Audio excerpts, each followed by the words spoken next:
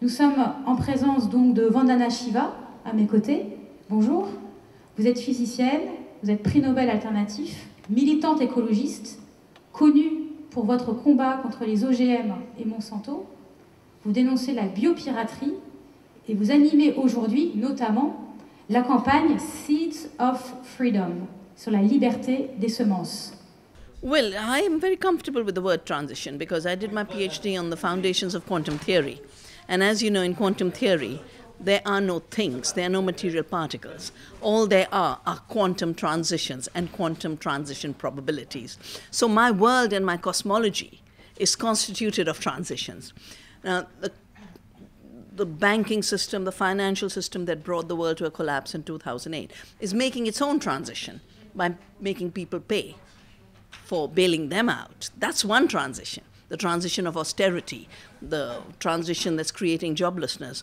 But the transition that people are making around the world is a transition to, first, the rights of Mother Earth, and it is Bolivia and Evo Morales who, after the failure of Copenhagen, decided he was going to work with the world community on defining a universal declaration on the rights of Mother Earth, and it's something I follow and act on very closely. And the second is people's rights through centuries, defended in our constitutions, the right to water, the right to health, the right to education, the right to work.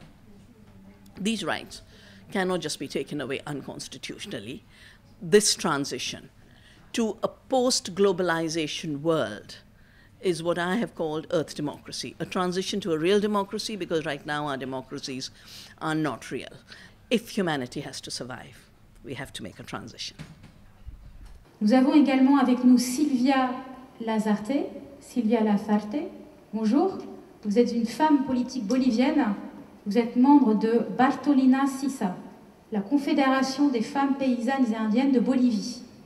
Vous avez présidé l'Assemblée nationale constituante entre 2006 et 2009.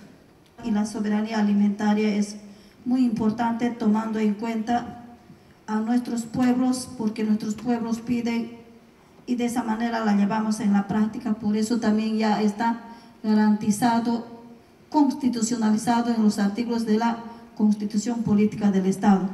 Lo único que falta es socializar, difundir, ¿no?, a todo Bolivia, así también a otros hermanos y hermanas que conocemos en cada país que necesitan y que claman. Yo cuando era dirigente he ido a visitar, gracias por las organizaciones que se hacen a nivel Latinoamérica, a nivel internacional, conozco la vivencia en cada país y por eso hablamos de esa manera, por eso también queremos de verdad que tengamos en cada país esa libertad de derecho de vivir con nuestras familias, buscar el bienestar para vivir bien. Autre continent, autre expérience politique très importante aux yeux de tout le monde ici, j'en suis sûre, Messaoud Ramdani. Bonjour. Vous êtes membre fondateur du Forum tunisien des droits économiques et sociaux et vous êtes également co-organisateur du Forum social mondial qui se tiendra en Tunisie l'année prochaine.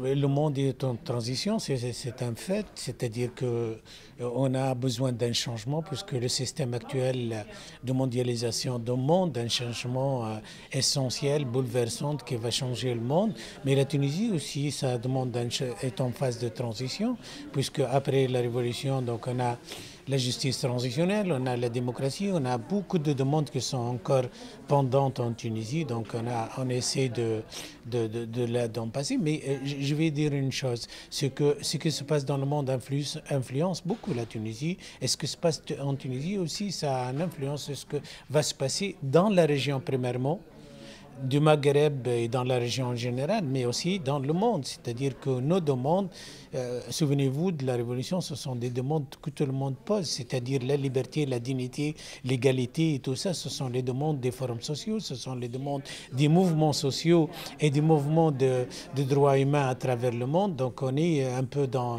ce rouage général et nos demandes aussi, c'est-à-dire tout ce qui se passe dans le monde et qui va dans le bon sens, c'est-à-dire de la démocratie, des droits humains, de l'égalité et tout ça. Donc ça nous touche beaucoup et ça nous influence, oui. Alex Hatché, vous êtes sociologue, cyberféministe, militante des logiciels libres, vus comme des outils et surtout travaillés comme des outils de transformation sociale et politique.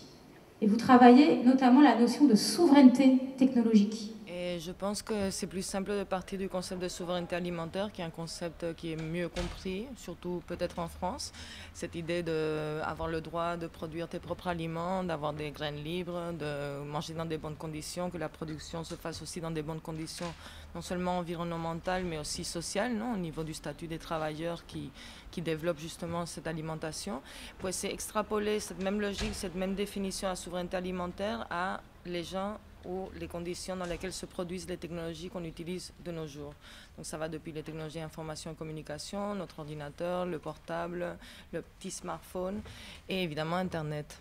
Donc à partir du moment où on commence à se poser la question de comment sont produites ces technologies, qui les maintient, on se rend compte qu'actuellement il y a une situation d'oligopole, surtout dans Internet, où il y a quelques grandes entreprises multinationales comme Google par exemple, qui serait une des plus connues, ou Facebook, qui monopolisent et qui forcent leurs usagers à être dans des utilisations très passives des technologies dans lesquelles ils n'ont aucune façon d'interagir ou de participer au développement. C'est des technologies homogènes, donc tout le monde utilise le même type de technologie, même si tu as envie d'avoir un autre fond d'écran ou un peu plus de diversité technologique, tu ne peux pas l'avoir. Et puis c'est des technologies qui sont produites dans de très mauvaises conditions à la base, dans l'extraction des éléments dont tu as besoin pour faire l'ordinateur, mais qui aussi sont très maltraités à la fin. Donc il n'y a pas de recyclage, ou si le recyclage se fait, il se fait en balançant ces résidus électroniques dans des pays plus pauvres et en s'en foutant complètement des conséquences sociales et écologiques. Sarah Turbo, bonjour. Vous êtes chercheuse et vous travaillez sur les conditions juridiques d'une démocratie alimentaire. Aujourd'hui, je pense que la transition peut être accompagnée, que le droit doit accompagner cette transition, que le droit doit évoluer pour qu'il y ait une meilleure prise en compte dans le système du commerce international mondial, une meilleure prise en compte de valeurs humanistes, de valeurs de solidarité, telles que les droits de l'homme ou encore la préservation de la biodiversité. Et pour cela, je pense qu'il est très important que le droit évolue dans ce sens et qu'on se saisisse aussi de cet outil, parce que c'est véritablement un outil qui peut être dans les mains tant de défenseurs du modèle libéral que des défenseurs d'un modèle qui serait peut-être plus durable et plus solidaire. Et c'est pour ça que c'est très important de ne pas le laisser aux mains des défenseurs du modèle libéral si on défend un autre modèle.